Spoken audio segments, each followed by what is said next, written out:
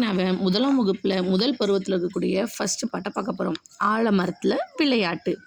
ஆலமரத்தில் விளையாட்டு, அணிலே அணிலே கைத்தட்டு, குக்கு குக்கு குயில் பாட்டு, கொஞ்சம் கிளியே தலையாட்டு. குக்கு குக்கு குயில் பாட்டு, கொஞ்சம் கிளியே தலையாட்டு. குட்டி குரங்கே வாலாட்டு, குள்ள நரியே தாலாட்டு. குட்டி குரங்கே வாலாட்டு, குள்ள நரியே தாலாட்டு. சின்ன முயலே மேலங்கொட்டு, சிங்க குட்டியே தாளந்தட்டு.